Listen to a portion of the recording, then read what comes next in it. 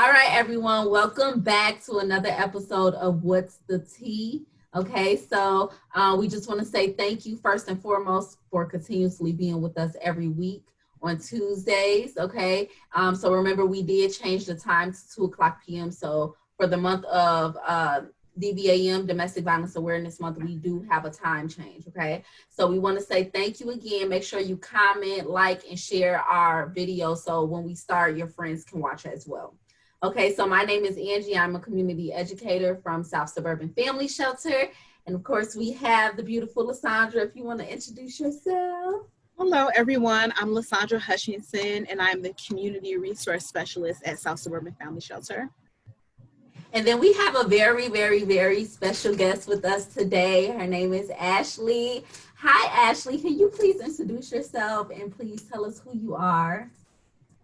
Hi, my name is Ashley Miki. I'm an incoming freshman at Vanderbilt. Well, I am a freshman because I'm here now. But I volunteered a lot with South Suburban Family Shelter, and I started a domestic violence awareness program at my school through South Suburban Family Shelter. And so I just love being here and being involved in the conversation, so I'm excited. Well, we want to thank you for being here with us today. We do want to encourage everyone to get their tea ready. Okay, so if you don't have it, go brew it, go figure it out so we can get this episode started. Okay, so how are you ladies doing today? Are you doing good? Good, doing good. We got some sunlight today, so that's good. Yes, thankfully. The weather is beautiful today. I know, right? So Ashley, we kind of just want to start off with an icebreaker, not to put you on the spot, but just to kind of get to know you a little bit. So if you don't mind, tell us, how is your college experience going? Where are you? Like, what has this experience been for you during this pandemic? So I'm at Vanderbilt University.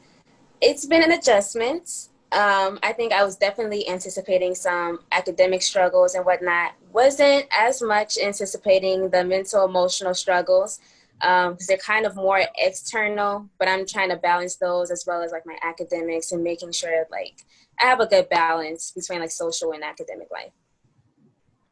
And what school are you at? I'm at Vanderbilt.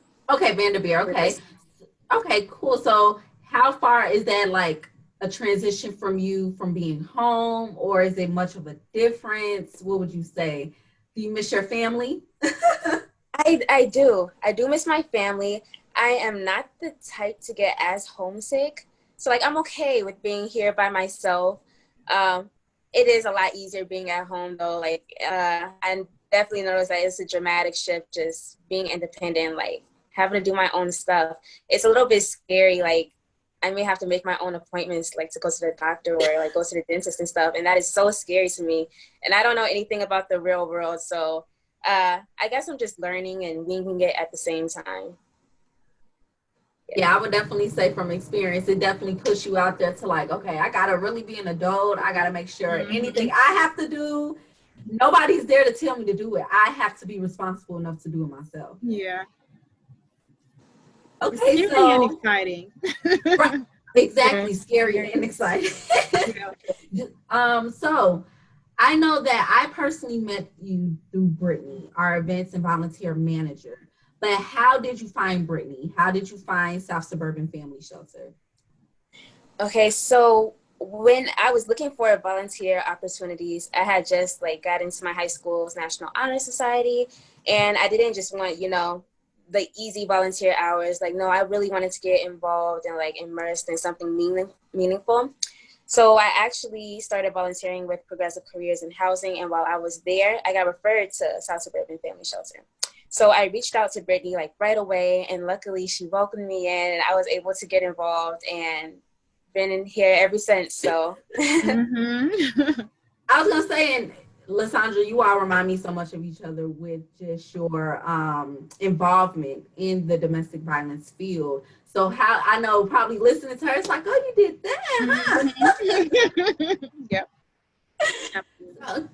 I know that you did a lot of amazing work, not only with volunteering, but within your school as well. So what was it like trying to implement our program within your school? Was there a lot of challenges? And if so, how did you go about that? Because you very well showed your resilience through the whole process. Yeah, there were a lot of challenges, a lot.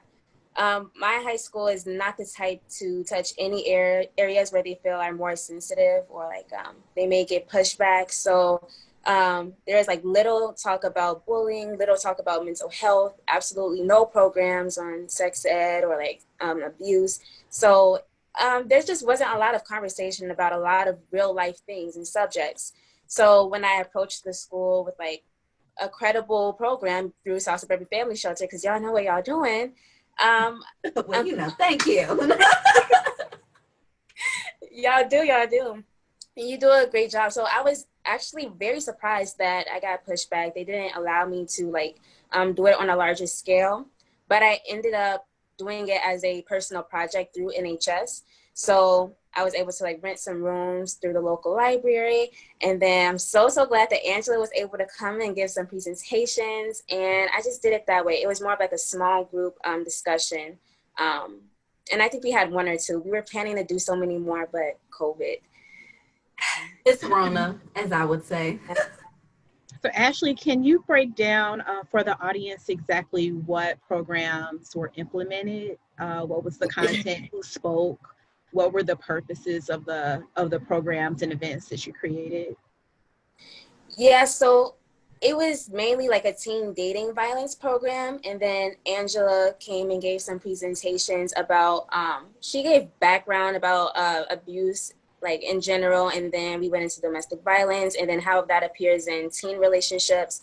And then I had to kind of be a little bit discreet about like, marketing the program or inviting people to it. Like I had to go to them personally, and it was just like a very weird thing because I didn't have the support from my school. So like I invited some people and then we kind of just went to the library, had a really good discussion, a comfortable atmosphere, and then the feedback was really well. I don't know, did I miss any points? I'm so sorry, can you repeat? I think the last part. Okay. No, that was perfect. About how many times did you guys meet?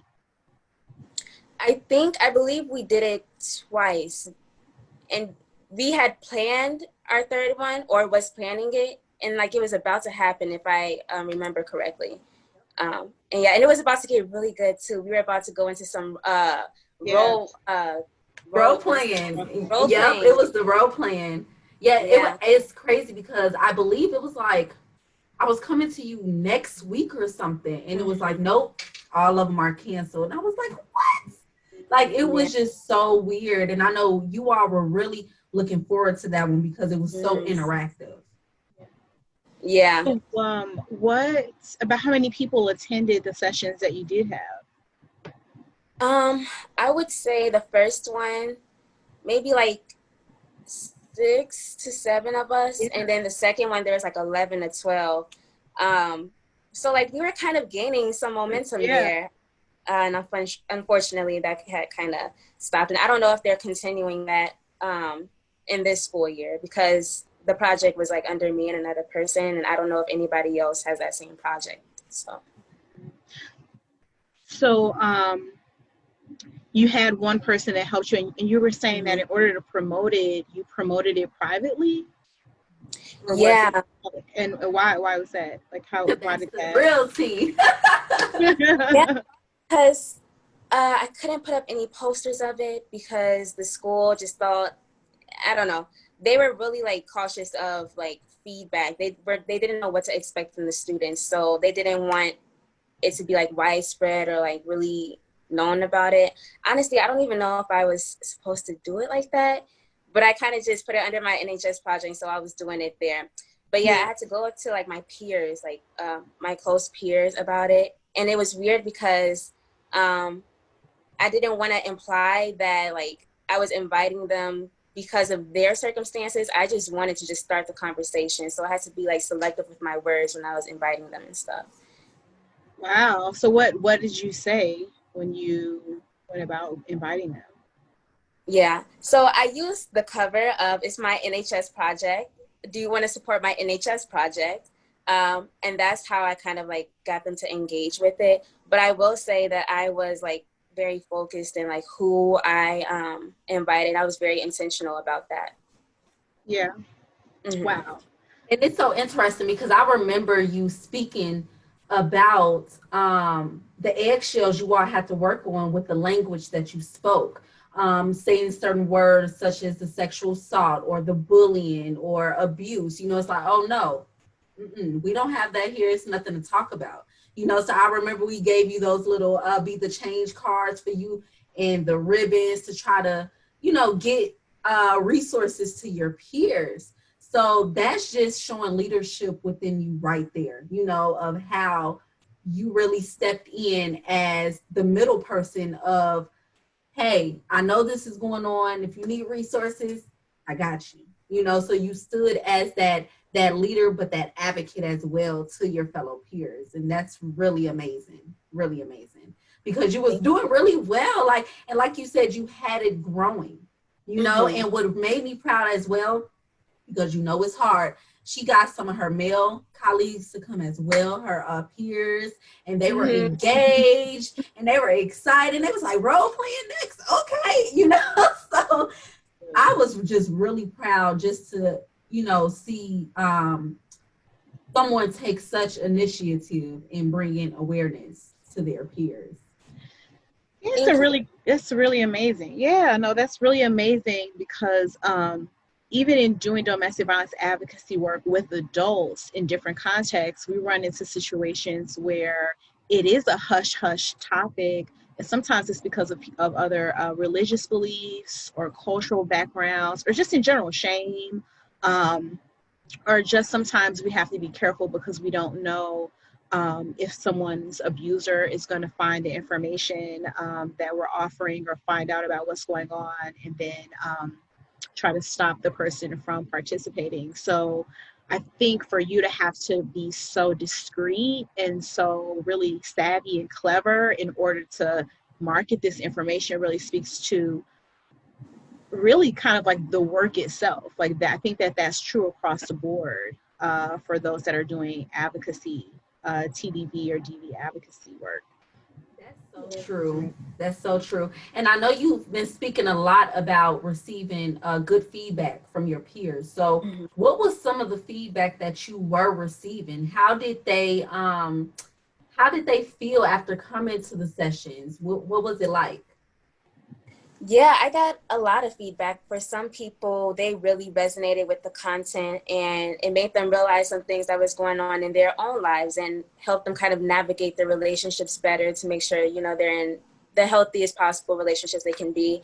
And then for some people who may not resonate as much, they had that information in case they came across a situation where they may need it. And they had a resource that they can maybe guide people to. And then the other feedback was just, I just want to do it again. I want to role play. When is the next meeting? You know, it was really cool. That's amazing. So I know probably right now it's a lot that you want to do at college and there, you know, it's a footprint you want to leave on your campus. And I know it's pretty hard to do so physically with your peers right now. But is there anything that you're looking forward to possibly working on to continue your advocacy in this field? Yeah, I don't know what exactly. I still really want to implement the program in my high school just because like I know that community better and I know that the students there could really utilize those resources. I think the university that I'm at has like a ton of resources already for like domestic violence and stuff. So I think I may want to reach back out to my high school and work there and then also maybe work here. I'm not sure what yet. I have to definitely look into the clubs and stuff and see how like I can kind of incorporate the two. But yeah, I'm definitely looking forward to that. That's awesome. Angie and I really wanted to highlight this interview as a great example of how agencies can partner with youth to really support and cultivate youth leadership around teen dating violence, especially or violence against women. And so that's really a topic that she's passionate about young women having information around TDV, but then also being leaders in the community around this. And then that's also my background. I started to partner with a nonprofit organization when I was in high school to implement teen dating violence programming as well for girls in the city of Chicago. So I think for both of us, like, we're passionate about that topic. So that's why we're excited to interview you together and just have a conversation about your experiences. What would you say, how has this experience impacted you personally? Like, having to have been this leader and to take this initiative and this advocacy role? Yeah, I would say first, I was more hesitant to talk about the subject because, again, it was very hush-hush. Nobody really talked about it, but I had recognized some of those signs and like how it was kind of showing up in my life. So it needed to be talked about regardless. So I'm lucky that starting the program gave me the confidence to start those conversations and bring them up in my family and my peers and like with everyone that I have a relationship with, really. And then also I have some peers that have, have some experience within the subject of domestic violence or relationship violence or that kind of thing. So I can be a better support system for them. And then I also have South Suburban Family Shelter, which I can kind of like guide them towards, and like I have the number that I can like, give them if they so need it. But it's just really helped me like be a better person in my own life, in my own relationships and things like that. So in terms of the TDV content, what is maybe some of the most important information that you learned that you think is important for youth to understand about teen dating violence? That's a good question. I think I learned that it was more common than what we thought. I think because we don't necessarily realize we're in situations until, it's brought to our attention. So I think reflection is definitely a big part of that, and just realizing the atmosphere that you're in. And then also the partner that I started the program with, she realized that self-reflection was definitely needed, not only making sure are others treating you right, but are you treating others right? And I definitely learned that from her, and just making sure that I'm making people comfortable as well, and that I'm being like a positive influence on others. Okay. I love That's that. awesome. I know. I love that. I'm over here like, look at you. Thank you. But that's amazing. That is so amazing. And we appreciate everything that you've done to help us expand and provide our resources to peers, and just for being you. We miss you at the agency so much, but we know that you are doing a lot of amazing things. And I know the pandemic won't hold you down, and you're going to have some things up your sleeve for your school, so they need to watch out. Yeah, definitely. So is there anything else that you would like to discuss, or LaSandra, is there anything else that you would like to kind of get into during this episode? Yeah, I think that for other youth that want to be leaders in their community or in their school or on their campus, what advice would you give them, Ashley? I would say just go for it. If I didn't do what I did, I would have regretted it a bunch. And so I'm glad that I don't have those regrets. And plus, I would say think about the bigger picture. Do it not just for yourself and your relationships, but you never know. You may have a peer that really needed those resources, and you could have changed their life for the better. You could have given someone else the resources to like deal with their peers. You're just really growing this movement and community of like healthy atmospheres and just positive, energy and things like that. So just go for it. Awesome. Thank you so much. It was Thank awesome. This was an awesome conversation. So thank you for being a part of our teen episode.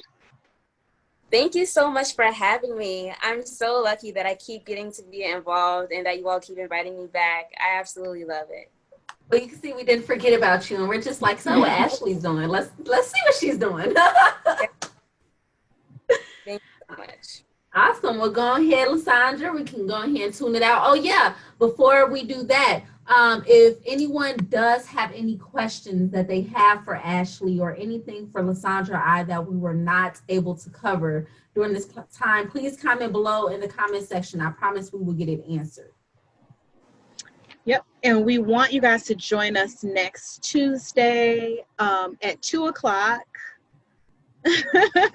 We will be having another episode of What's the Tea. So check us out and make sure that you share, like, and let other people know about our videos and our episodes. Thank you. Have a good Thank day. you.